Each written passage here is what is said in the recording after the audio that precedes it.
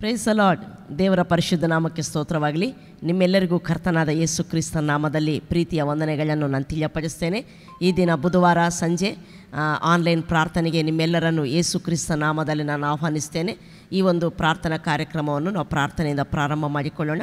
ನಾವೆಲ್ಲರೂ ಕಣ್ಣುಗಳನ್ನು ಮುಚ್ಚಿ ನಾವು ಪ್ರಾರ್ಥನೆ ಮಾಡಿಕೊಳ್ಳೋಣ. ಪ್ರೀತಿಯುಳ್ಳ ಪರಲೋಕದ ತಂದೆ ದೇವರೇ, ಯೇಸು ಕ್ರಿಸ್ತನ ನಾಮದಲ್ಲಿ ನಿಮಗೆ ಸ್ತುತಿ ಸ್ತೋತ್ರಗಳನ್ನು ನಾವು ಸಲ್ಲಿಸುತ್ತೇವೆ ಸ್ವಾಮಿ. ಕರ್ತ, ಈ ಸಮಯದಲ್ಲಿ ನಾವು ಪ್ರಾರ್ಥನೆಗೆ ನೆರೆದು ಬಂದಾಗ ದೇವರಾತ್ಮನೇ, ನಮ್ಮ ನಗಿಸುವಾತನೇ, ನಮ್ಮ ಮಧ್ಯದಲ್ಲಿರುವಾತನೇ, ನಿನ್ನ ನಾಮಕ್ಕೆ ನಾವು ಸ್ತೋತ್ರ ಮಾಡ್ತೇವೆ. ಅನೇಕರು ಆನ್ಲೈನಲ್ಲಿ ಜಾಯಿನ್ ಆಗ್ತಿರುವಾಗ ದೇವರಾತ್ಮನವರ ಮನಸ್ಸುಗಳನ್ನು ನಿನ್ನ ವಾಕ್ಯದ ಮೂಲಕ, ನಿನ್ನ ಪ್ರಸನ್ನತೆ ಮೂಲಕ ನೀನು ಮುಟ್ಟುವುದಕ್ಕಾಗಿ ಕರ್ತನೆ, ನಿನ್ನ ರಾಜ್ಯವನ್ನು ಕರ್ತನೆ ಈ ಲೋಕದಲ್ಲಿ ಅನುಭವಿಸುವವರನ್ನಾಗಿ ಸ್ವಾಮಿ, ಪ್ರಚುರಪಡಿಸುವವರನ್ನಾಗಿ ಆಶೀರ್ವದಿಸುವುದಕ್ಕಾಗಿ ನಿನ್ನ ನಾಮಕ್ಕೆ ನಾನು ಸ್ತೋತ್ರ ಮಾಡ್ತೇನೆ ಕರ್ತನೆ. ಸ್ವಾಮಿ, ಮುಂದಿರುವ ಭಾಗವನ್ನೆಲ್ಲ ನಿನಗೆ ಒಪ್ಪಿಸ್ಕೊಡ್ತಾ ನಗಿಸುವಂಥ ಕರ್ತನೆ ನಿನಗೆ ಸ್ತೋತ್ರ ಮಾಡ್ತಾ ಯೇಸು ನಾಮದಲ್ಲಿ ಬೇಡಿದ್ದೇವೆ ಪ್ರೀತಿಯುಳ್ಳ ಪರಲೋಕದ ತಂದೆ, ಆಮೇನ್. ಹಲ್ಲೆಲೂಯಾ. ದೇವರ ನಾಮಕ್ಕೆ ಸ್ತೋತ್ರವಾಗಲಿ. ಈಗ ನಾವು ಮೊದಲನೇದಾಗಿ ಕರ್ತನನ್ನು ಸ್ತೋತ್ರ ಮಾಡುವಂಥವರಾಗಿರ್ತೇವೆ. ಒಂದು ಹಾಡನ್ನಾಗಿ ಕರ್ತನನ್ನು ಸ್ತೋತ್ರ ಮಾಡಿ ಮುಂದಿನ ಭಾಗಕ್ಕೆ ಹೋಗೋಣ. ಈಗ ನಮ್ಮನ್ನು ಆದರ್ಶ ಹಾಡಲ್ಲಿ ನಗಿಸುವವರಾಗಿರ್ತಾರೆ.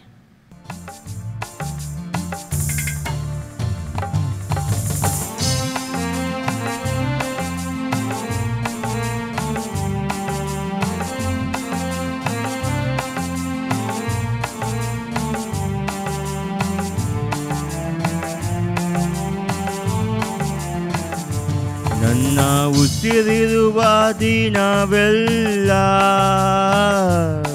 ನಿನ್ನ ಆರಾಧನೆ ಮಾಡುವೆ. ನಾ ಬ್ರತುಕಿರುವ ಕ್ಷಣವೆಲ್ಲ ನಿನ್ನ ಎಂದೆಂದು ಕೊಂಡಾಡುವೆ. ನನ್ನ ಉಸಿರಿರುವ ದಿನವೆಲ್ಲ ನಿನ್ನ ಆರಾಧನೆ ಮಾಡುವೆ. ನಾ ಬದುಕಿರುವ ಕ್ಷಣವೆಲ್ಲ ನಿನ್ನ ಎಂದೆಂದು ಕೊಂಡಾಡುವೆ. ಆಶ್ರಯವೇ ನನ್ನ ಆಧಾರವೇ, ನಿನಗೆ ನನ್ನ ಆರಾಧನೆ. ಆಶ್ರಯವೇ ನನ್ನ ಆಧಾರವೇ, ನಿನಗೆ ನನ್ನ ಆರಾಧನೆ. ನನ್ನ ಯೇಸುವೇ, ನಿನಗೆ ನನ್ನ ಆರಾಧನೆ.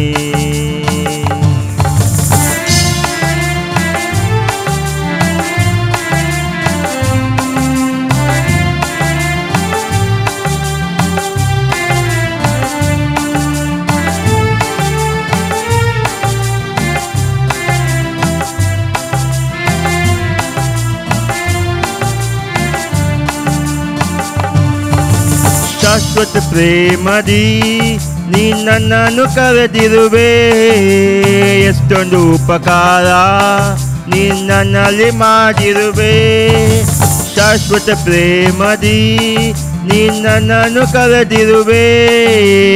ಎಷ್ಟೊಂದು ಉಪಕಾರ ನೀ ನನ್ನಲ್ಲಿ ಮಾಡಿರುವೆ. ಯುಗ ಯುಗಗಳಿಗೂ ನಿನ್ನ ನಾಮ ಉನ್ನತವು. ತಲೆ ತಲೆ ಮಾರಿಗೂ ನಿನ್ನ ಕೃಪೆ ಶಾಶ್ವತವು. ಯುಗ ಯುಗಗಳಿಗೂ ನಿನ್ನ ನಾಮ ಉನ್ನತವು. ತಲೆ ತಲೆ ಮಾರಿಗೂ ನಿನ್ನ ಕೃಪೆ ಶಾಶ್ವತವು. ಆಶ್ರಯವೇ ನನ್ನ ಆಧಾರವೇ, ನಿನಗೆ ನನ್ನ ಆರಾಧನೆ. ಆಶ್ರಯವೇ ನನ್ನ ಆಧಾರವೇ, ನಿನಗೆ ನನ್ನ ಆರಾಧನೆ. ನನ್ನ ಯೇಸುವೇ, ನಿನಗೆ ನನ್ನ ಆರಾಧನೆ. ನನ್ನ ನನ್ನ ಉಸಿರಿರುವ ದಿನವೆಲ್ಲ ನಿನ್ನ ಆರಾಧನೆ ಮಾಡುವೆ. ನಾ ಬದುಕಿರುವ ಕ್ಷಣವೆಲ್ಲ ನಿನ್ನ ಎಂದೆಂದು ಕೊಂಡಾಡುವೆ.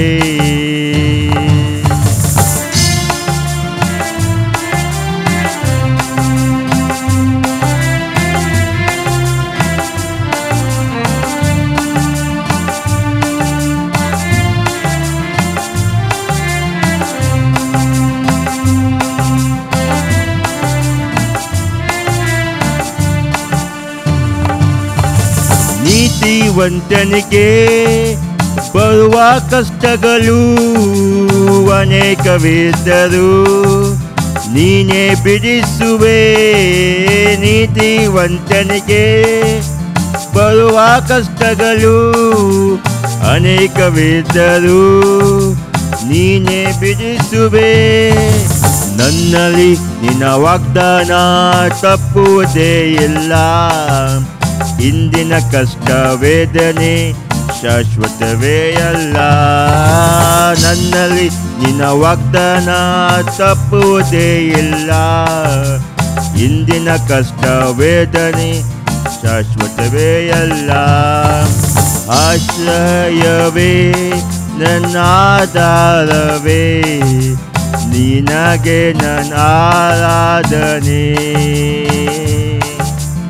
ಆಶ್ರಯವೇ ನನ್ನ ಆಧಾರವೇ, ನಿನಗೆ ನನ್ನ ಆರಾಧನೆ. ನನ್ನೇಸುವೆ ನಿನಗೆ ನನ್ನ ಆರಾಧನೆ. ನನ್ನೇಸುವೆ ನಿನಗೆ ನನ್ನ ಆರಾಧನೆ. ನನ್ನೇಸುವೆ ನಿನಗೆ ನನ್ನ ಆರಾಧನೆ.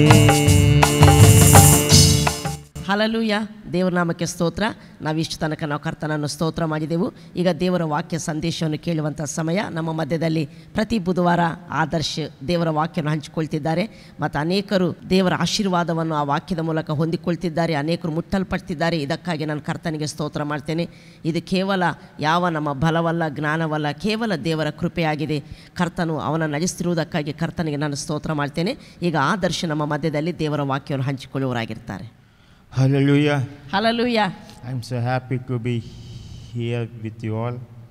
ನಿಮ್ಮೆಲ್ಲರ ಮಧ್ಯದಲ್ಲಿ ಇರುವುದಕ್ಕೆ ನಾನು ತುಂಬ ಸಂತೋಷ ಪಡ್ತೇನೆ. Faith cometh by hearing and hearing the word of God. ನಂಬಿಕೆಯು ಕೇಳುವುದರಿಂದ ಬರುತ್ತದೆ, ಕ್ರಿಸ್ತನ ವಾಕ್ಯವನ್ನು ಕೇಳುತ್ತಾ ಇರುವುದರಿಂದ ಬರುತ್ತದೆ. How faith comes? ನಂಬಿಕೆ ಹೇಗೆ ಬರ್ತದೆ?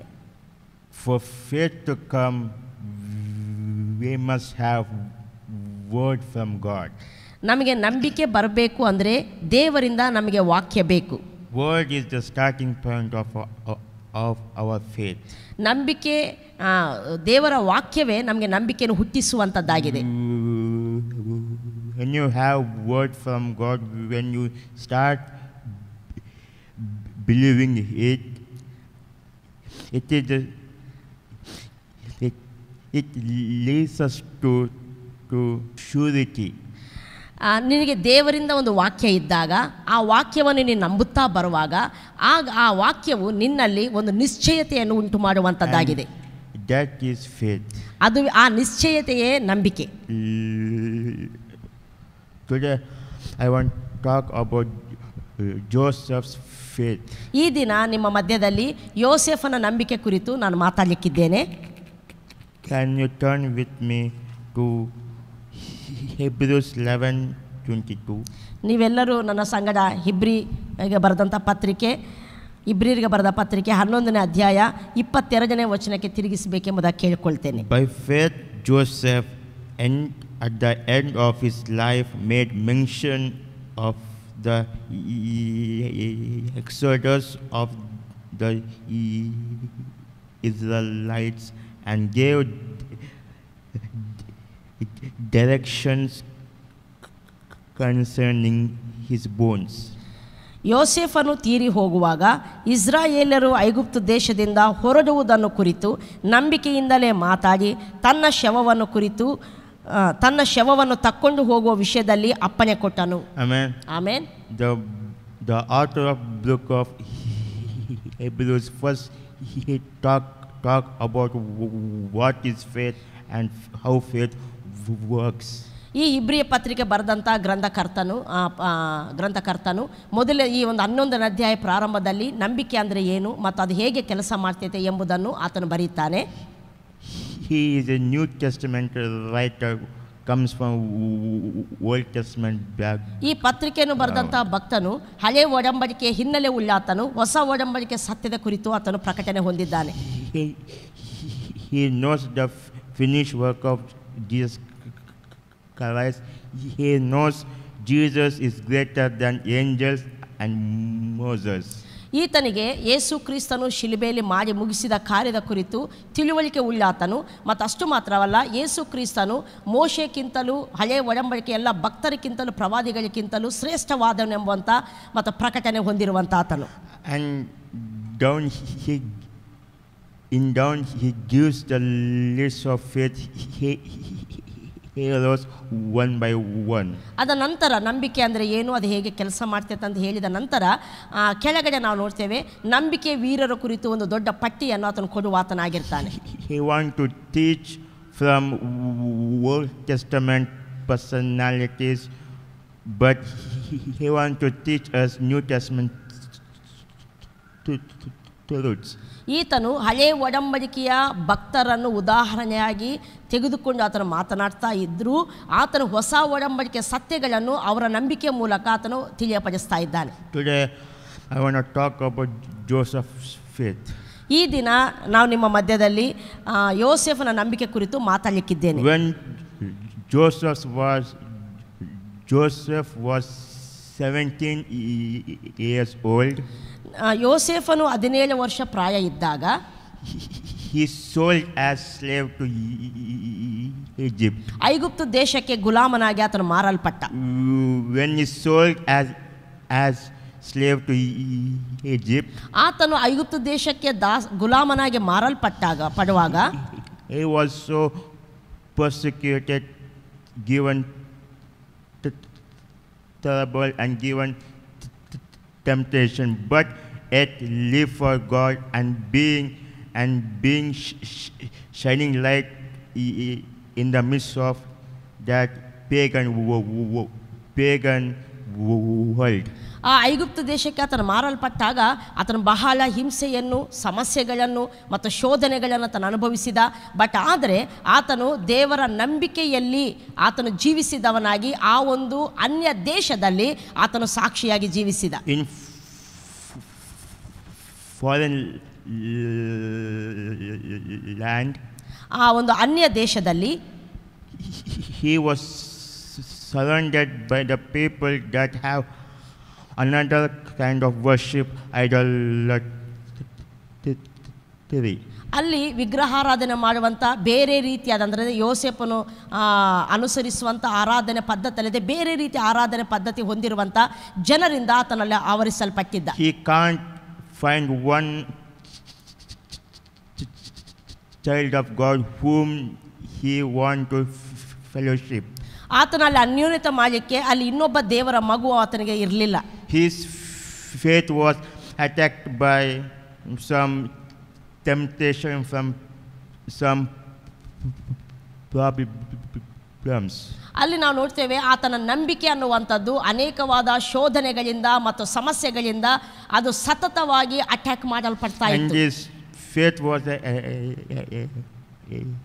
affected by injustice. ಅಲ್ಲಿ ಅಷ್ಟು ಮಾತ್ರವಲ್ಲ, ಆತನ ನಂಬಿಕೆಗೆ ಅಲ್ಲಿ ನಾವು ನೋಡ್ತೇವೆ ಅಲ್ಲಿ ಒಂದು ಅನ್ಯಾಯದ ಮೂಲಕ ಸಹ ಆತನ ನಂಬಿಕೆ ಪರಿಶೋಧನೆಗೆ ಒಳಪಟ್ಟಿದ್ದು. He faced all the problems in the foreign land. ಆ ಅನ್ಯ ದೇಶದಲ್ಲಿ ಯೋಸೇಫನು ಅನೇಕವಾದ ಸಮಸ್ಯೆಗಳನ್ನು ಆತನು ಅನುಭವಿಸಿದವನಾದ. After 13 years, ಹೀಗೆ ಆತನು ಗುಲಾಮನಾಗಿ ಮಾರಲ್ಪಟ್ಟ ನಂತರ 13 ವರ್ಷದ ನಂತರ he rose to high position of prime minister. ಆತನು ಆ ದೇಶದಲ್ಲಿ ಒಂದು ಉನ್ನತ ಪದವಿಗೆ, ಆ ದೇಶದ ಪ್ರಧಾನ ಮಂತ್ರಿಯಾಗಿ ಆತನು ಆಶೀರ್ವದಿಸಲ್ಪಡ್ತಾನೆ. He had everything, authority and wealth. ಆತನಿಗೆ ಆ ಸಮಯದಲ್ಲಿ ಅಧಿಕಾರವಿತ್ತು ಮತ್ತು ಸೌಭಾಗ್ಯವಿತ್ತು. But he was not bitter in his heart against those people. ಅಷ್ಟು ಆಶೀರ್ವಾದದಲ್ಲಿ ಆತನಿದ್ದಾಗ್ಯೂ ಸಹ ತನ್ನ ಜನರ ವಿಷಯದಲ್ಲಿ ಆತನ ಹೃದಯದಲ್ಲಿ ಕಹಿ ಭಾವನೆ ಆತನಿಗೆ ಇರಲಿಲ್ಲ. After 13 years, God made him as prime minister. He had authority, he had wealth, he had power. ನಾವು ನೋಡ್ತೇವೆ 13 ವರ್ಷದ ನಂತರ ಅಂದರೆ ಐಗುಪ್ತ ದೇಶಕ್ಕೆ ಮಾರಲ್ಪಟ್ಟು 13 ವರ್ಷದ ನಂತರ ದೇವರು ಆತನನ್ನು ಆ ದೇಶದ ಪ್ರಧಾನಮಂತ್ರಿಯನ್ನಾಗಿ ಮಾಡ್ತಾನೆ. ಆಗ ಅವನಿಗೆ ಬೇಕಾದ ಎಲ್ಲ ಸೌಭಾಗ್ಯ ಮತ್ತು ಅಧಿಕಾರ ಶಕ್ತಿ ಎಲ್ಲವೂ ಆತನಿಗಿತ್ತು. But he was not affected by good things of those people. ಅಲ್ಲಿ ಆತನು ಹೊಂದಿರುವಂಥ ಒಳ್ಳೆಯ ಸಂಗತಿಗಳ ಮೂಲಕ ತನ್ನ ಜನರ ವಿಷಯದಲ್ಲಿರುವಂಥ ಆ ಒಂದು ಒಳ್ಳೆಯ ಭಾವನೆ ಅದು ಯಾವ ರೀತಿಯಾದ ಮುಟ್ಟಲ್ಪಡಲಿಲ್ಲ. He has evil example all around him, but he did not corrupt. ಆತನ ಸುತ್ತು ಕೆಟ್ಟ ಉದಾಹರಣೆಗಳು ಅಂತ ಜನರು ಆತನ ಸುತ್ತು ಇದ್ರು, ಬಟ್ ಆದರೆ ಅವನು ಮಾತ್ರ ಕರಪ್ಟ್ ಆಗಲಿಲ್ಲ. It makes me to think about what family he comes from. ಆ ರೀತಿ ಅವನು ಇರುವಂತೆ ಮಾಡಿರುವಂಥದ್ದು ಏನಂದರೆ ಯಾವಾಗಲೂ ಅವನಿಗೊಂದು ಆಲೋಚನೆ ಇತ್ತು, ಅದೇನೆಂದರೆ ನಾನು ಯಾವ ಕುಟುಂಬದಿಂದ ಬಂದಿದ್ದೇನೆ ಎಂಬುದಾಗಿ. What Abraham teaches Isaac, ಅಬ್ರಹಾಮನು ಇಸ್ಸಾಕನಿಗೆ ಏನು ಉಪದೇಶ ಮಾಡಿದ್ದಾನೋ, and what Isaac teaches Jacob, ಮತ್ತು ಇಸ್ಸಾಕನು ಯಾಕೋಬನಿಗೆ ಏನು ಉಪದೇಶ ಮಾಡಿದ್ದಾನೋ, and Jacob what Jacob teaches to Joseph, ಮತ್ತು ಯಾಕೋಬನು ಏನು ಯೋಸೇಫನಿಗೆ ಉಪದೇಶ ಮಾಡಿದ್ದಾನೋ, Abraham taught his household all the things of God. Bible tells that.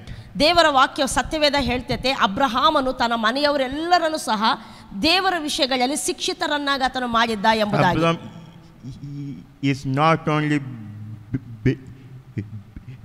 believed God and is faithful God, but he taught God ways to his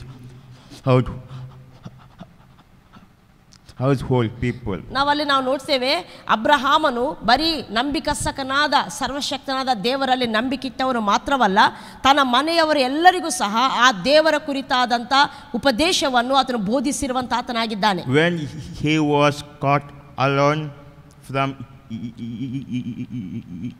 Ishmaelites, ಯೋಸೇಫನು ಇಷ್ಮಾಯೇಲರ ಮೂಲಕ ಆತನು ಹಿಡಿಯಲ್ಪಟ್ಟಾಗ he was able to stand strong on his feet. ಆ ಸಮಯದಲ್ಲಿ ತನ್ನ ಕಾಲಿನ ಮೇಲೆ ಸ್ಥಿರವಾಗಿ ನಿಲ್ಲುವಂಥ ಸಾಮರ್ಥ್ಯವನ್ನು ಯೋಸೇಫನು ಹೊಂದಿದ್ದ. What makes Joseph stand strong? ಆ ರೀತಿ ಇಷ್ಮಾಯೇಲರು ಅವನನ್ನು ಕೊಂಡುಕೊಂಡು ಹೋಗುವಾಗ ದೃಢವಾಗಿರುವಂತೆ ಯೋಸೇಫನನ್ನು ಮಾಡಿರುವಂಥದ್ದಾದರೂ ಏನು? His father's teaching he had in his heart. ತನ್ನ ತಂದೆ ದೇವರ ಕುರಿತು ತನಗೆ ಮಾಡಿರುವಂಥ ಉಪದೇಶ ಅವನ ಹೃದಯದಲ್ಲಿ ಇರುವಂಥದ್ದೇ. You know we can teach many things about Joseph. ನಿಮಗೆ ಗೊತ್ತುಂಟು, ಯೋಸೇಫನ ಕುರಿತು ಅನೇಕ ಸಂಗತಿಗಳನ್ನು ನಾವು ಮಾತಾಡಬಹುದು. How Joseph is faithful to evil world. ಈ ಒಂದು ದುಷ್ಟ ಲೋಕದಲ್ಲಿ ಯೋಸೇಫನು ಹೇಗೆ ನಂಬಿಕಸ್ತಕನಾಗಿ ಬಾಳಿದ. How Joseph obeyed to God. ಯೋಸೇಫನು ಹೇಗೆ ದೇವರಿಗೆ ವಿಧೇಯತೆ ತೋರಿದ. We can talk many things about Joseph. ಹೀಗೆ ಯೋಸೇಫನ ವಿಷಯದಲ್ಲಿ ಅನೇಕ ಸಂಗತಿಗಳನ್ನು ನಾವು ಮಾತಾಡಬಹುದು. But author of Hebrews, he had taken only one thing. ಆದರೆ ಇಲ್ಲಿ ಇಬ್ರಿಯ ಪತ್ರಿಕೆ ಬರೆದಂಥ ಭಕ್ತನು ಯೋಸೇಫನ ಜೀವಿತದಿಂದ ಒಂದು ಸಂಗತಿಯನ್ನು ಮಾತ್ರ ಇಲ್ಲಿ ತೆಗೆದುಕೊಂಡಿದ್ದಾನೆ. The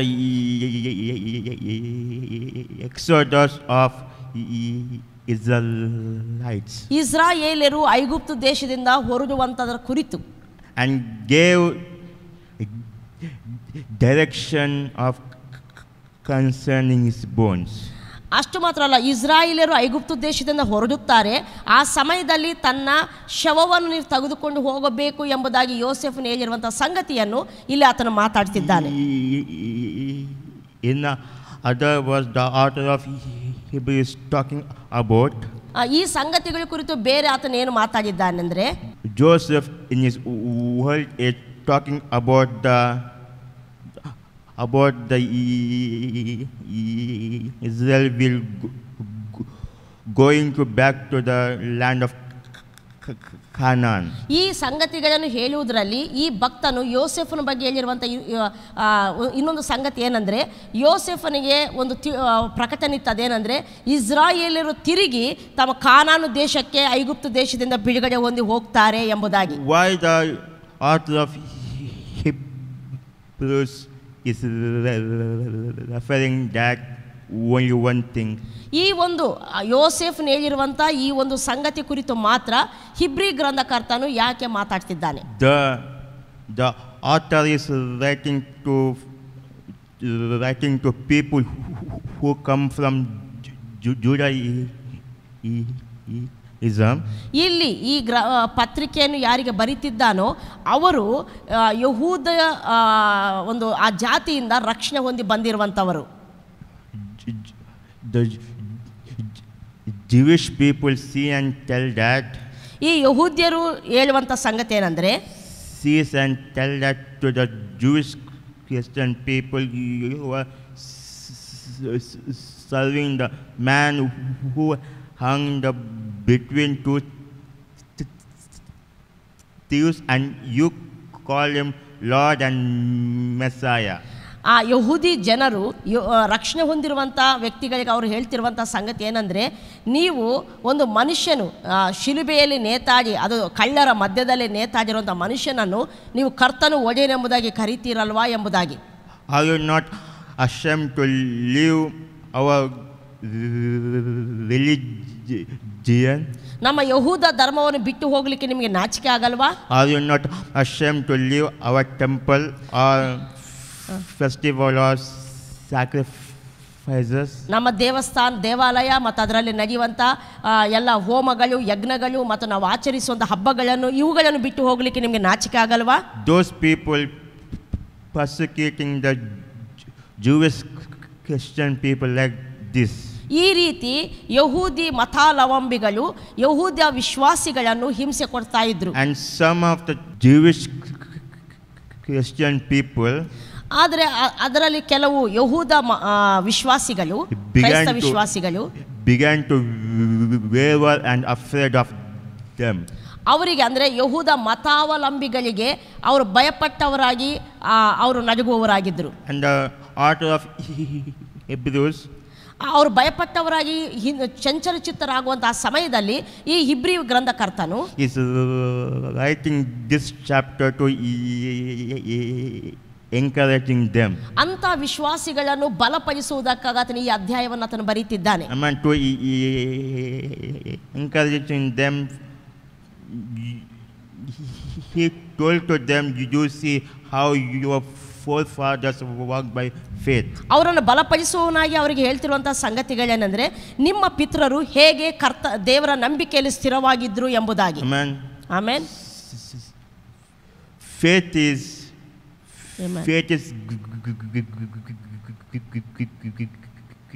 grace that honors God.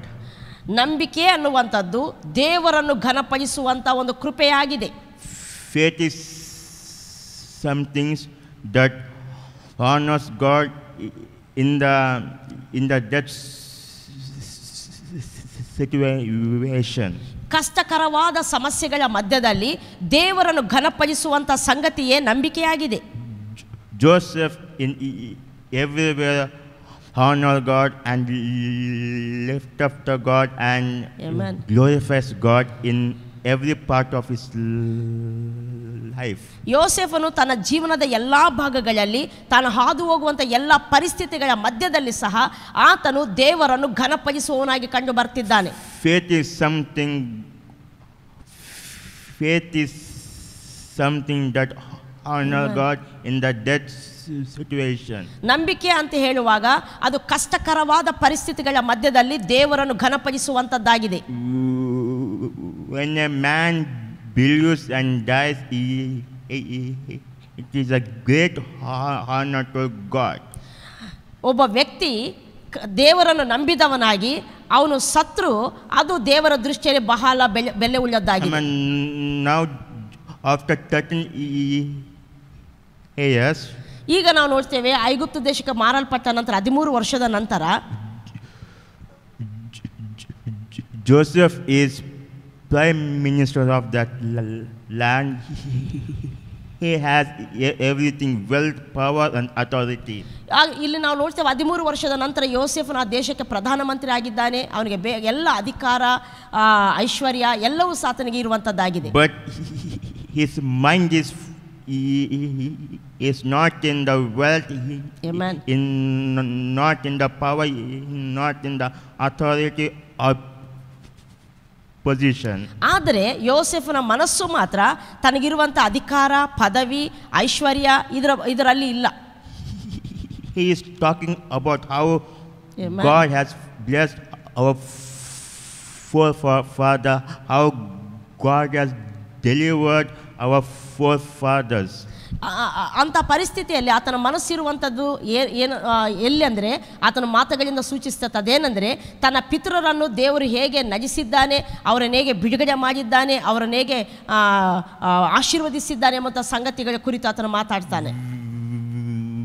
We see last week ನಾವು ಕಳೆದ ವಾರ ನಾವು ನೋಡಿದೆವು Jacob's faith. ಯಾಕೋಬನ ನಂಬಿಕೆ ಕುರಿತು. Jacob blessed Joseph's son. ನಾವು ಕಳೆದ ವಾರ ನೋಡಿದೆವು ಯಾಕೋಬನು ಯೋಸೇಫನ ಮಕ್ಕಳನ್ನು ಆಶೀರ್ವಾದ ಮಾಡಿದ್ದು. Can you turn with me to ನೀವು ನನ್ನ ಸಂಗಡ ಸತ್ಯವೇದವನ್ನು ತಿರುಗಿಸಬಹುದಾ? Genesis 48. ಆದಿಕಾಂಡ 48ನೇ ಅಧ್ಯಾಯ 15 and 16. 15-16 ವಚನಗಳು. ಯೋಸೇಫನನ್ನು ಆಶೀರ್ವದಿಸಿ, ನನ್ನ ಪಿತೃಗಳಾದ ಅಬ್ರಹಾಂ ಇಸ್ಸಾಕನು ಸೇವಿಸುವ ದೇವರಾಗಿಯೂ ನನ್ನನ್ನು ಚಿಕ್ಕಂದಿನಿಂದಲೂ ಈ ದಿನದವರೆಗೂ ಪರಾಂಬರಿಸುತ್ತಾ ಬಂದ ದೇವರಾಗಿಯೂ ನನ್ನನ್ನು ಎಲ್ಲ ಕೇಡುಗಳಿಂದ ತಪ್ಪಿಸಿ ಕಾಪಾಡುತ್ತಾ ಬಂದ ದೂತನಾಗಿಯೂ ಇರುವಾತನು ಈ ಹುಡುಗರನ್ನು ಆಶೀರ್ವದಿಸಲಿ. ಇವರು ನನ್ನ ಹೆಸರನ್ನು ನನ್ನ ಪಿತೃಗಳಾದ ಅಬ್ರಹಾಂ ಇಸ್ಸಾಕರ ಹೆಸರುಗಳನ್ನು ಮುಂದಕ್ಕೆ ತರಲಿ. ಇವರು ಭೂಮಿಯ ಮೇಲೆ ಹೆಚ್ಚಿ ಬಹು ಸಂತಾನವನ್ನು ಪಡೆಯಲಿ ಅಂದನು. Amen. Jacob is blessing the Joseph's son. ಇಲ್ಲಿ ಯಾಕೋಬನು ಯೋಸೇಫನ ಮಕ್ಕಳನ್ನು ಆಶೀರ್ವದಿಸುತ್ತಿದ್ದಾನೆ. Joseph saw that his grandfather's faith. ಇಲ್ಲಿ ಯೋಸೇಫನು ತನ್ನ ತಂದೆಯ Jacob saw his ಯಾಕೋಬನು ತನ್ನ ಅಜ್ಜನ ನಂಬಿಕೆಯನ್ನು ಆತನು ನೋಡಿದ್ದಾನೆ. The God of Abraham, the God of Isaac, the God of Jacob. ಅಬ್ರಹಾಮನ ದೇವರು, ಇಸಾಕನ ದೇವರು, ಯಾಕೋಬನ ದೇವರು ಎಂಬುದಾಗಿ. The God who supplier of every needs. ತನ್ನ ಇವರಿಗೆ ಅಂದರೆ ಪ್ರತಿ ಕೊರತೆಯನ್ನು ನೀಗಿಸುವ ದೇವರು.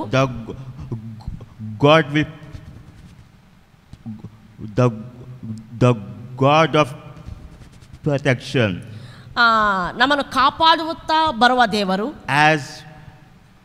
As God gave protection to our forefathers, ನಮ್ಮ ಪಿತೃಗಳನ್ನು ಯಾರು ನಡೆಸಿದ್ದಾರೋ ಪೋಷಿಸಿದ್ದಾರೋ ಕಾಪಾಡಿದ್ದಾನೋ, as the same protection, as same blessing, as same wealth will come upon these children. ಅದೇ ಆಶೀರ್ವಾದ, ಅದೇ ಸೌಭಾಗ್ಯ, ಅದೇ ಭದ್ರತೆ ಈ ಮಕ್ಕಳ ಮೇಲೆ ಬರಲಿ ಎಂಬುದಾಗಿ ಅಲ್ಲಿ ಯಾಕೋಬನ ಆಶೀರ್ವದಿಸ್ತಾನೆ. Not only blessing, wealth, prosperity. ಇಲ್ಲಿ ಬರೀ ಐಶ್ವರ್ಯ ಅಭಿವೃದ್ಧಿ ಮಾತ್ರ ಆತನ ಆಶೀರ್ವದಿಸ್ತಾ ಇಲ್ಲ. Our God is the one who saves from all evil ways. ಇಲ್ಲಿ ಆತನು ಹೇಳ್ತಿದ್ದ ಎಲ್ಲ ಕೇಡುಗಳಿಂದ ತಪ್ಪಿಸಿ ಕಾಪಾಡುವ ದೇವರು ಎಂಬುದಾಗಿ ಆತನು ಅಲ್ಲಿ ಆಶೀರ್ವದಿಸುತ್ತಿದ್ದಾನೆ. We see the Jacob and Abraham bless his son in his old age. ನಾವು ನೋಡ್ತೇವೆ ಅಬ್ರಹಾಮನು ಮತ್ತು ಇಸಾಕನು ಯಾಕೋಬನು ತನ್ನ ಮುದಿ ಪ್ರಾಯದಲ್ಲಿ ತಮ್ಮ ಮಕ್ಕಳನ್ನು ಅವರು ಆಶೀರ್ವದಿಸಿದರು. And in Joseph's life, he blesses the people of Israel in his old age. ಇಲ್ಲಿ ಸಹ ನಾವು ನೋಡ್ತೇವೆ ಯೋಸೇಫನು ಸಹ ತನ್ನ ಮುದಿ ಪ್ರಾಯದಲ್ಲಿ ತನ್ನ ಪ್ರಾಯ ಕಳೆದು ಹೋದಂತಹ ಸಮಯದಲ್ಲಿ ಇಸ್ರಾಯೇಲರನ್ನು ಆತನು ಆಶೀರ್ವದಿಸುತ್ತಿದ್ದಾನೆ. God who spoke whatever he spoke, ದೇವರು ಏನು ಹೇಳಿದ್ದಾನೋ ಅದೆಲ್ಲ it will never come to waste or never come to unfulfilled. ಅದು ನೆರವೇರದೆ ವ್ಯರ್ಥವಾಗಿ ಹೋಗುವುದಿಲ್ಲ. It can fulfill. ಅದು it will fulfill. ಅದು ನೆರವೇರ್ತತೆ. Amen. Let us turn to Genesis 50. ಆದಿಕಾಂಡ 50ನೇ ಅಧ್ಯಾಯ verse 24 to 26. 24ರಿಂದ 26ನೇ ವಚನ ತನಕ ನಾವು ಸತ್ಯವೇದವನ್ನು ತಿರುಗಿಸೋಣ. And Joseph said to his brother, I am about to die, but God will visit you and bring you out of this land to the land that he swore to Abraham, to Isaac, and to Jacob. Then Joseph made the sons of Israel swear, saying, God will surely visit you, and you shall carry up my bones from here. So Joseph died being 110 years age, and embalmed him. He was put in a coffin in Egypt. ಯೋಸೇಫನು ತನ್ನ ಅಣ್ಣ ತಮ್ಮಂದಿರಿಗೆ, ನನಗೆ ಅವಸಾನ ಕಾಲ ಸಮೀಪಿಸಿತು, ಆದರೆ ದೇವರು ನಿಶ್ಚಯವಾಗಿ ನಿಮ್ಮನ್ನು ಪರಾಂಬರಿಸಿ ಈ ದೇಶದಿಂದ ತಾನು ಅಬ್ರಹಾಂ, ಇಸ್ಸಾಕ್, ಯಾಕೋಬರಿಗೆ ಕೊಡುತ್ತೇನೆಂದು ಪ್ರಮಾಣವಾಗಿ ಹೇಳಿದ ದೇಶಕ್ಕೆ ನೀವು ಹೋಗಿ ಸೇರುವಂತೆ ಮಾಡುವನೆಂದು ತಿಳಿದುಕೊಳ್ಳಿರಿ ಎಂದು ಹೇಳಿದನು. ಇದಲ್ಲದೆ ಯೋಸೇಫನು ಇಸ್ರಾಯೇಲನ ಮಕ್ಕಳಿಗೆ, ದೇವರು ನಿಸ್ಸಂದೇಹವಾಗಿ ನಿಮ್ಮನ್ನು ಪರಾಂಬರಿಸುವನು, ಆಗ ನೀವು ನನ್ನ ಶವವನ್ನು ನಿಮ್ಮ ಸಂಗಡ ಹೊತ್ತುಕೊಂಡು ಹೋಗಬೇಕೆಂದು ಹೇಳಿ ಹಾಗೆಯೇ ಮಾಡುತ್ತೇವೆಂಬುದಾಗಿ ಅವರಿಂದ ಪ್ರಮಾಣ ಮಾಡಿಸಿದನು. ಯೋಸೇಫನು 110 ವರ್ಷದವನಾಗಿ ಸತ್ತನು. ಅವನ ಶವಕ್ಕೆ ಸುಗಂಧ ದ್ರವ್ಯಗಳನ್ನು ತುಂಬಿ ಐಗುಪ್ತ ದೇಶದೊಳಗೆ ಅದನ್ನು ಪೆಟ್ಟಿಗೆಯೊಳಗೆ ಇರಿಸಿದರು. How Joseph expressed his faith. ಇಲ್ಲಿ ಯೋಸೇಫನು ಹೇಗೆ ತನ್ನ ನಂಬಿಕೆಯನ್ನು ಆತನು ಪ್ರದರ್ಶಿಸುತ್ತಿದ್ದಾನೆ. He spent all of his life in Egypt. ಈತನು ತನ್ನ ಎಲ್ಲ ಜೀವಕಾಲವನ್ನೆಲ್ಲ ಐಗುಪ್ತ ದೇಶದಲ್ಲಿ ಕಳೆದಿದ್ದಾನೆ.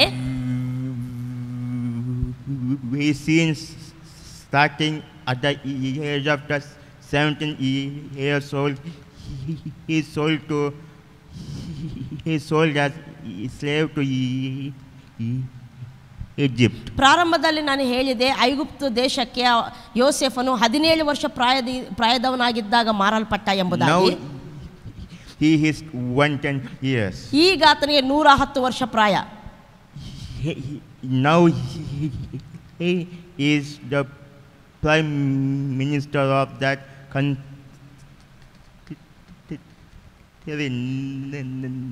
nation. ಆ ಒಂದು ಐಗುಪ್ತ ದೇಶಕ್ಕೆ ಈಗ ಆತನು ಪ್ರಧಾನಮಂತ್ರಿ ಆಗಿದ್ದಾನೆ. He had everything. He had wealth. He had everything that he want. ಆತನಿಗೆ ಏನು ಬೇಕೋ ಎಲ್ಲ ಅಧಿಕಾರ, ಐಶ್ವರ್ಯ, ಪದವಿ ಎಲ್ಲವೂ ಆತನಿಗೆ ದೊರಕಿದೆ. But his mind on his God's promise. ಆದರೆ ಆತನ ಮನಸ್ಸು ಮಾತ್ರ ದೇವರ ವಾಗ್ದಾನದ ಮೇಲೆಯೇ ಇದೆ. The wealth of Egypt, the authority of Egypt, the prosperity of Egypt, it never seems that it it controlled Joseph. ಯೋಸೇಫನ ಪದವಿ, ಅಧಿಕಾರ, ಐಶ್ವರ್ಯ, ಅರಮನೆ ಇದು ಯಾವುದು ಸಹ ಯೋಸೇಫನ ಜೀವಿತವನ್ನು ಕಂಟ್ರೋಲ್ ಮಾಡಲಿಕ್ಕೆ ಆಗಲಿಲ್ಲ. Even though he got everything, ಆತನು ತನ್ನ ಜೀವನದಲ್ಲಿ ಬೇಕಾದದ್ದೆಲ್ಲ ಇದ್ದಾಗ್ಯೂ but he is talking about the Israel will going back to the land of Canaan. ತನ್ನ ಜೀವನದಲ್ಲಿ ತನಗೆ ಬೇಕಾದದ್ದು ಇದ್ದಾಗ್ಯೂ ಸಹ ಇಸ್ರಾಯೇಲರು ಐಗುಪ್ತ ದೇಶದಿಂದ ಬಿಡುಗಡೆ ಹೊಂದಿ ಕಾನಾನಿಗೆ ಹೋಗುವಂತ ದೇವರ ವಾಗ್ದಾನದ ಕುರಿತು ಆತನು ಮಾತಾಡ್ತಿದ್ದಾನೆ. Here Bible teaches how we can live in alien nature that have different kind of worship, that have different kind of values. ವಿಗ್ರಹಾರಾಧನೆ ಮತ್ತು ಬೇರೆ ವಿಧವಾದಂಥ ಅಂದರೆ ದೇವರ ವಾಕ್ಯಕ್ಕೆ ವಿರುದ್ಧವಾಗಿರುವಂಥ ಆಚಾರ ಪದ್ಧತಿಗಳು, ಆರಾಧನಾ ಪದ್ಧತಿಗಳು ಮತ್ತು ಮೌಲ್ಯಗಳು ಇರುವಂಥ ಅನ್ಯ ಜನಾಂಗದ ಮಧ್ಯದಲ್ಲಿ ನಾವು ಹೇಗೆ ಜೀವಿಸಬೇಕೆಂಬುದಾಗಿ ಇಲ್ಲಿ ದೇವರ ವಾಕ್ಯ ನಮಗೆ ಉಪದೇಶ ಮಾಡುತ್ತದೆ. But instead of that, ಇದರೆಲ್ಲದರ ಹೊರತಾಗಿ how we can blessing to those where you live. ಅವರ ಮಧ್ಯದಲ್ಲಿ ಹೇಗೆ ಜೀವಿಸಬೇಕನ್ನುವಂಥದ್ದು ಹೇಳ್ತೈತೆ. ಅದರ ಬದಲಾಗಿ ಇನ್ನೊಂದು ಸಂಗತಿ ಏನಂದರೆ ಅವರಿಗೆ ನಾವು ಹೇಗೆ ಆಶೀರ್ವಾದಕರವಾಗಿ ಇರಬೇಕು ಎಂಬುದನ್ನು ಸಹ ಅದು ನಮಗೆ ಉಪದೇಶ ಮಾಡುತ್ತೆ. And how to show forth the glory of God in the midst of pagan world. ಈ ಅನ್ಯ ದೇಶಗಳ, ಅನ್ಯ ಜನಾಂಗಗಳ ಮಧ್ಯದಲ್ಲಿ ಅವರಿಗೆ ದೇವರ ಮಹಿಮೆಯನ್ನು ಹೇಗೆ ನಾವು ತೋರಿಸಬೇಕು ಎಂಬುದಾಗಿ ಸಹ ದೇವರ ವಾಕ್ಯ ತೋರಿಸ್ತದೆ. His position, his wealth, his identification never change his mind. ಆತನ ಅಧಿಕಾರ, ಆತನ ಪದವಿ, ಆತನ ಭಾಗ್ಯ ಅಂದರೆ ಆತನ ಐಶ್ವರ್ಯ ಇದು ಯಾವುದು ಸಹ ದೇವರಲ್ಲಿ ತನ್ನ ಇರುವಂಥ ಮನಸ್ಸನ್ನು ಬದಲಾಯಿಸಲಿಕ್ಕಾಗಲಿಲ್ಲ. It never changes his faith in God. ದೇವರಲ್ಲಿರುವ ತನ್ನ ನಂಬಿಕೆಯನ್ನು ಸಹ ಬದಲಾಯಿಸಲಿಕ್ಕಾಗಲಿಲ್ಲ. It never changes his commitment to God. ದೇವರಿಗೆ ತನಗಿರುವಂಥ ಸಮರ್ಪಣೆಯನ್ನು ಸಹ ಅದು ಬದಲಾಯಿಸಲಿಕ್ಕಾಗಲಿಲ್ಲ. It never changes his commitment to holy life to God. ದೇವರಿಗೆ ಪರಿಶುದ್ಧವಾಗಿ ಜೀವಿಸುವ ವಿಷಯದಲ್ಲಿ ಸಹ ಯೋಸೇಫನನ್ನು ಈ ಸಂಗತಿಗಳು ಬದಲಾಯಿಸಲಿಕ್ಕಾಗಲಿಲ್ಲ. Even though he has more wealth, it never changes his mind.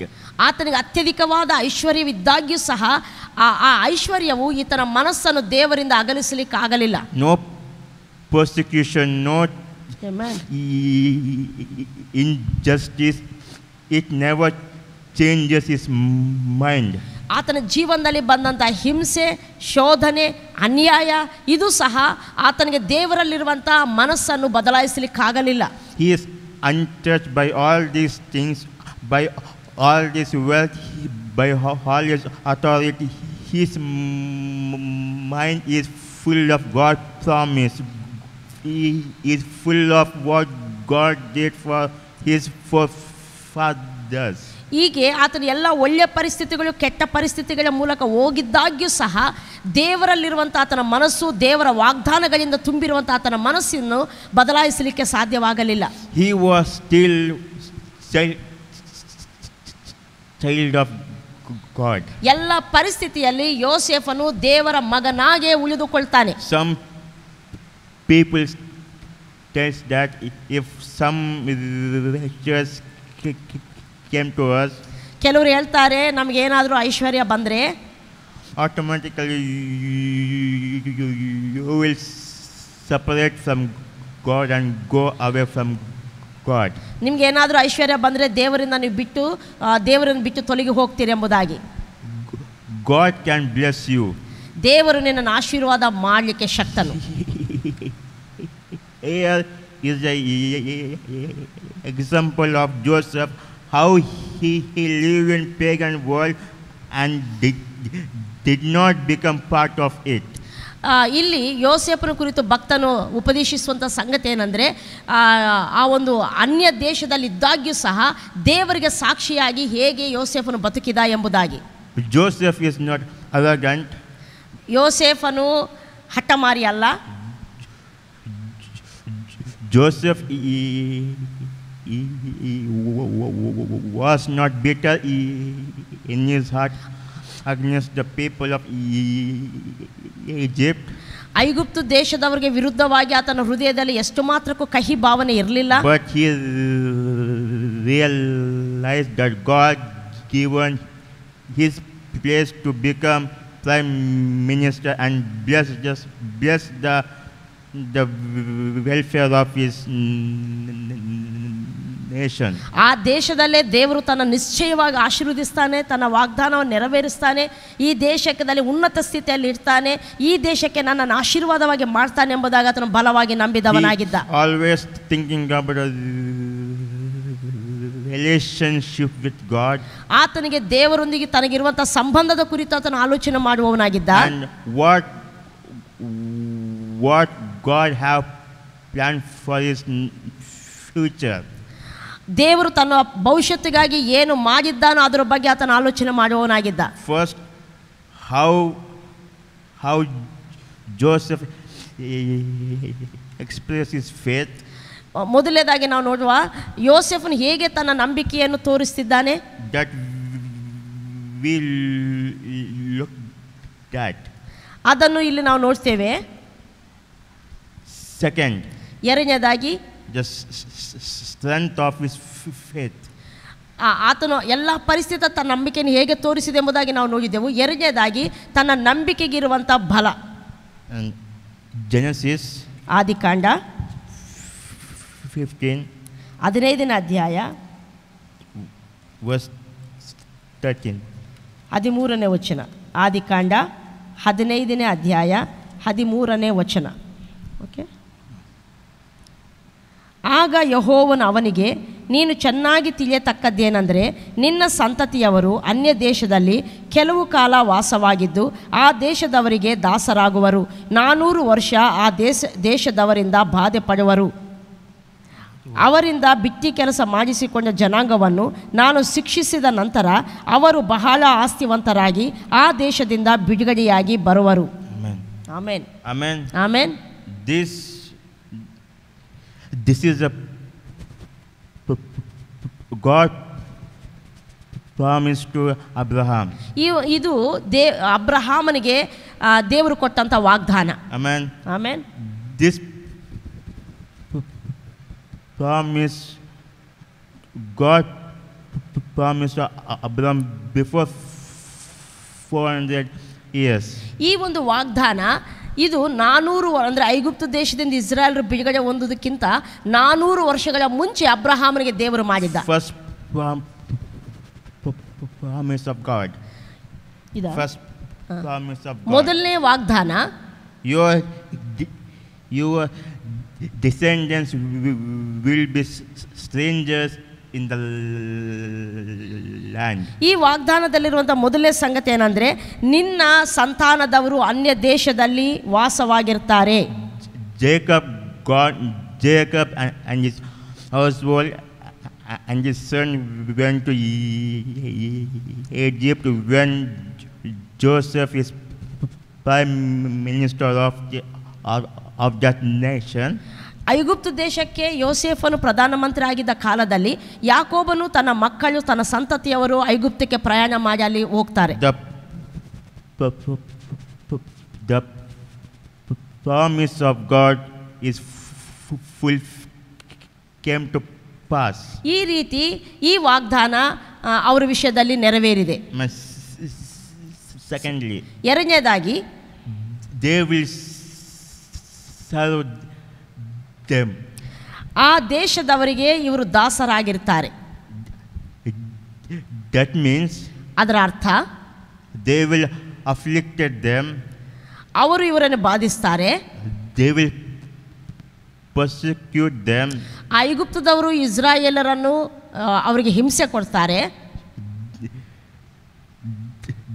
they will treat them as slave, ಅವರನ್ನು ಗುಲಾಮರಂತೆ ಅವರು ನಡೆಸಿಕೊಳ್ತಾರೆ.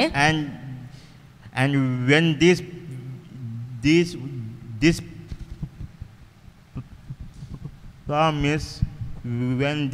promise given by God, ಈ ಒಂದು ವಾಗ್ದಾನ ದೇವರಿಂದ ಕೊಡಲ್ಪಟ್ಟಾಗ it never fulfilled in Joseph's life or Isaac's life or Jacob's life or Abraham's life. ಈ ಒಂದು ವಾಗ್ದಾನ ಅಬ್ರಹಾಮನ ಜೀವನದಲ್ಲಾಗಲಿ, ಇಸ್ಸಾಕ ಜೀವನದಲ್ಲಾಗಲಿ, ಯಾಕೋಬ ಮತ್ತು ಯೋಸೆಫನ ಜೀವನ ಕಾಲದಲ್ಲಿ ಇದು ನೆರವೇರಲಿಲ್ಲ. It fulfilled it. This promise is fulfilled after 400 years. ಈ ವಾಗ್ದಾನ ಮಾಡಲ್ಪಟ್ಟ ನಂತರ ಈ ವಾಗ್ದಾನ 400 ವರ್ಷಗಳ ನಂತರ ನೆರವೇರಿದೆ. Third, ಮೂರನೇದಾಗಿ the nation will judge by God. ಆ ದೇಶವನ್ನು ನಾನು ಬಾಧಿಸ್ತೇನೆ, ಅದಕ್ಕೆ ನ್ಯಾಯ ತೀರ್ಪನ್ನು ನಾನು ಮಾಡ್ತೇನೆ ಎಂಬುದಾಗಿ. When the people of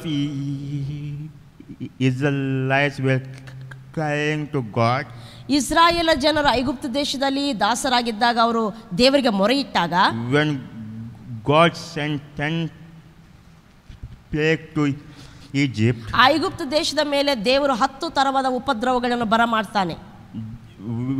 when God sent 10 plagues to Egypt, Pharaoh sent the people of Israelites out of the land of Egypt. ಹೀಗೆ ದೇವರು ಐಗುಪ್ತ ದೇಶದ ಮೇಲೆ ಉಪದ್ರವಗಳನ್ನು ಬರಮಾಡಿದಾಗ ಫರೋನು ಇಸ್ರಾಯೇಲರನ್ನು ಐಗುಪ್ತ ದೇಶದಿಂದ ಹೊರಗೆ ಕಳಿಸ್ತಾನೆ. This promise is never fulfilled in Abraham's life or Jacob's life or Isaac's life or Joseph's life. ಈ ವಾಗ್ದಾನ ಸಹ ಅಬ್ರಹಾಂ, ಇಸ್ಸಾಕ್, ಯಾಕೋಬ ಮತ್ತು ಯೋಸೆಫನ ಜೀವಕಾಲದಲ್ಲಿ ನೆರವೇರಲಿಲ್ಲ.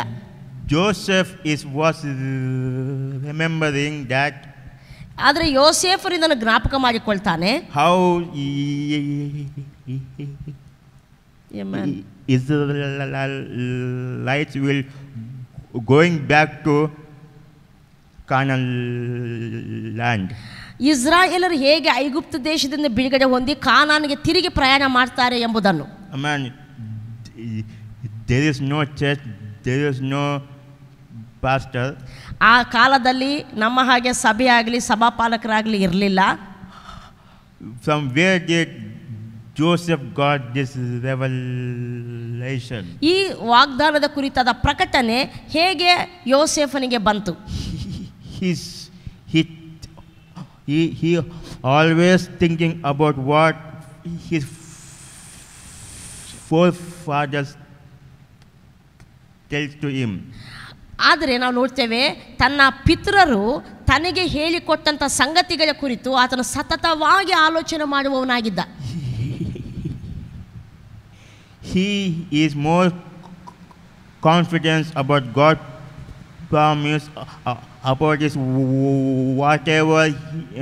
whatever his forefather is told to him. ತನ್ನ ಪಿತೃರು ಅಂದರೆ ತನ್ನ ಅಜ್ಜ ಅವರು ಹೇಳಿರುವಂಥ ಈ ಒಂದು ವಾಗ್ದಾನವನ್ನು ನೆರವೇರಿಸಲಿಕ್ಕೆ ನನ್ನ ದೇವರು ಶಕ್ತನಾಗಿದ್ದಾನೆ ಎಂಬುದಾಗಿ ಆತನು ತಿಳಿದಿದ್ದ. ನಾಲ್ಕನೇ ಒಂದು ಈ ವಾಗ್ದಾನದಂಥ ನಾಲ್ಕನೇ ವಾಗ್ದಾನ, they will come out of Egypt with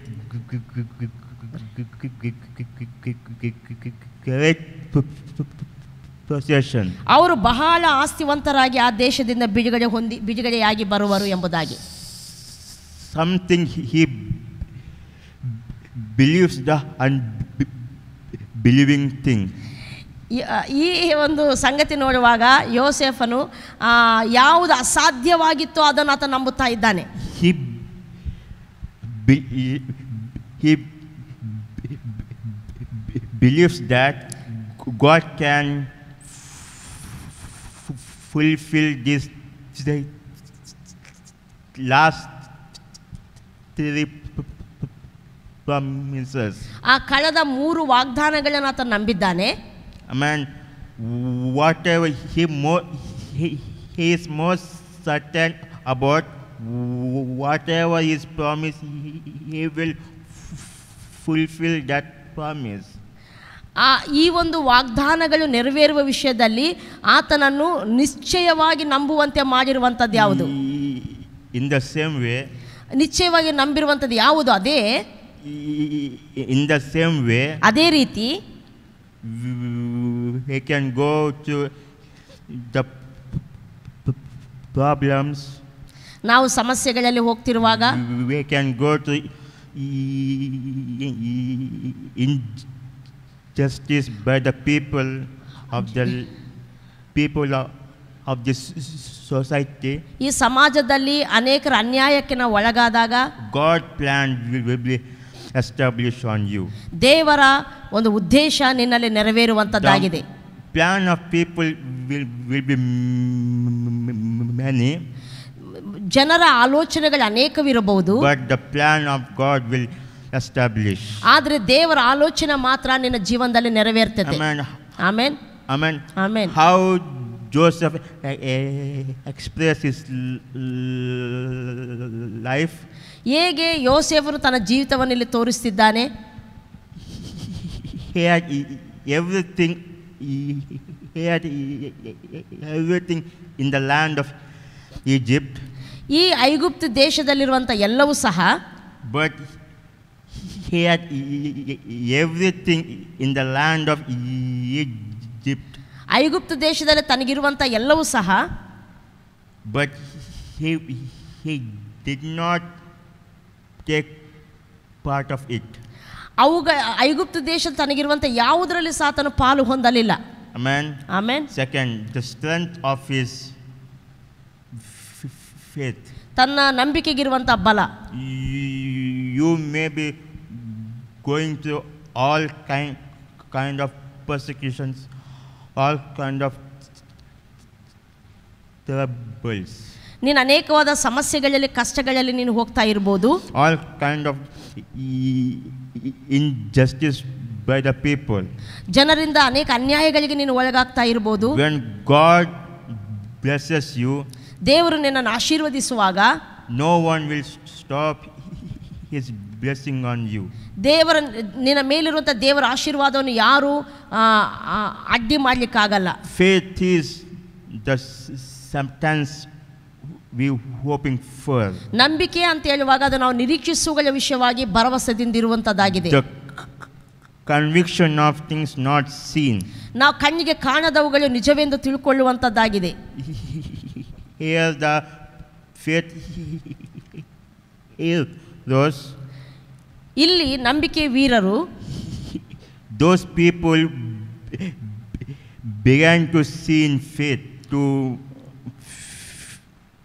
began to see in faith about the future. ಅವರು ಮುಂದೆ ಬರುವಂಥ ನಂಬಿಕೆಯನ್ನು ಅವರು ಕಂಡವರಾದರು. And after seeing the future, ಅವರೆಲ್ಲರೂ ನಂಬಿಕೆಯಿಂದ ಭವಿಷ್ಯತ್ತನ್ನು ನೋಡುವವರಾದರು. ಆ ಭವಿಷ್ಯತ್ತನಾಗಿ ನೋಡಿದಾಗ, amen, in which those people end their life in this earth. ಮುಂದೆ ಬರುವಂಥ ಸಂಗತಿಗಳ ವಿಷಯವಾಗಿ ನಂಬಿಕೆಯಿಂದ ಯಾವಾಗಾದರೂ ಅವರು ನೋಡಿದರೋ ಆಗ ಈ ಲೋಕದಲ್ಲಿ ಅವರ ಜೀವನ ಮುಕ್ತಾಯವಾಯಿತು. We can say how faith, how they can end up his faith like that. ಹೇಗೆ ಈ ರೀತಿ ಅವರ ನಂಬಿಕೆ ಜೀವನ ಮುಗೀತು ಎಂಬುದಾಗಿ. By faith. ಮೂಲಕವೇ, by faith they closed their eyes. ನಂಬಿಕೆ ಮೂಲಕವೇ ಅವರು ತಮ್ಮ ಕಣ್ಣುಗಳನ್ನು ಈ ಲೋಕದಲ್ಲಿ ಮುಚ್ಚಿದರು. Amen. Now by faith they can see the future by dying itself. ಅವರು ಸಾಯುವಂಥ ಸಮಯದಲ್ಲಿ ಮುಂಬರುವ ಸಂಗತಿಗಳ ಕುರಿತು ಅವರ ನಂಬಿಕೆಯಿಂದಲೇ ಅವರು ಈ ಲೋಕದಲ್ಲಿ ಕಣ್ಣನ್ನು ಮುಚ್ಚಿದರು ಎಂಬುದಾಗಿ. Nice. They did not see by the physical eyes, the coming of Amen. Lord Jesus comes to this earth, ಯೇಸು ಕ್ರಿಸ್ತನ ಈ ಲೋಕಕ್ಕೆ ಎರಡನೇ ಸಾರಿ ಬರುವಂಥದ್ದನ್ನು ಅವರು ಈ ಕಾಣುವ ಕಣ್ಣುಗಳಿಂದ ಅವರು ನೋಡಲಿಲ್ಲ. their faith eyes can conceive it. Their faith eye can see it. ಅವರು ನಂಬಿಕೆಯ ನೇತ್ರಗಳಿಂದಲೇ ಆ ಒಂದು ಸಂಗತಿಗಳನ್ನು ನೋಡಿದವರಾದರು. What a life they have. ನಿಜಕ್ಕೂ ಅವರ ಜೀವನ ಎಂಥ ಮಹತ್ತರವಾದದ್ದು. By faith they closed their eyes. ನಂಬಿಕೆಯಿಂದಲೇ ಅವರು ತಮ್ಮ ಕಣ್ಣುಗಳನ್ನು ಈ ಲೋಕದಲ್ಲಿ ಮುಚ್ಚಿದರು. By faith they conquered the kingdoms. ನಂಬಿಕೆ ಮೂಲಕ ಅವರು ರಾಜ್ಯಗಳನ್ನು ಜಯಿಸಿದರು. By faith they shut the mouth of lions. ನಂಬಿಕೆ ಮೂಲಕವೇ ಸಿಂಹಗಳ ಬಾಯನ್ನು ಕಟ್ಟಿದರು. That same God is with you. ಆ ದೇವರೇ ನಿಮ್ಮ ಸಂಗಡ ಇದ್ದಾನೆ. The God never changes.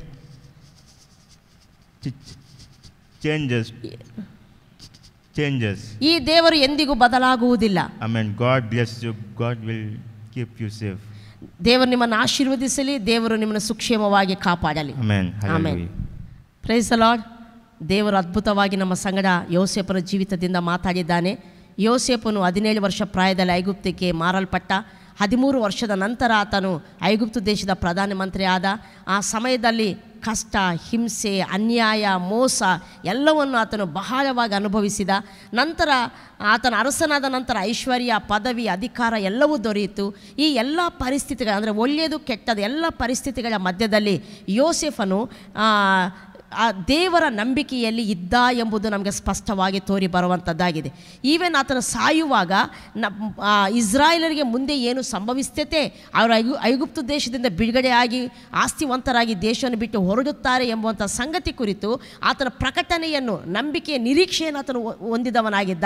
ಅದನ್ನು ಕುರಿತು ಆತನು ಮಾತನಾಡುತ್ತಾ ಈ ಲೋಕಯಾತ್ರೆಯನ್ನು ಆತನು ಮುಗಿಸಿದ ಎಂಬುದಾಗಿ. ನಾನು ಇದನ್ನು ತಿರುಗಿ ಎಕ್ಸ್ಪ್ಲೇನ್ ಮಾಡಲ್ಲ. ನಾನು ಮತ್ತೊಮ್ಮೆ ಹೇಳ್ತೇನೆ, ಇನ್ನೊಂದು ಸಾರಿ ವಾಕ್ಯವನ್ನು ಕೇಳಿ, ಇನ್ನೊಂದು ಸಾರಿ ಕೇಳಿ. ಖಂಡಿತ ಯೋಸೇಫನ ಜೀವಿತ ನಮಗೆ ಬಹಳ ಒಳ್ಳೆಯ ಉದಾಹರಣೆ ಆಗಿದೆ.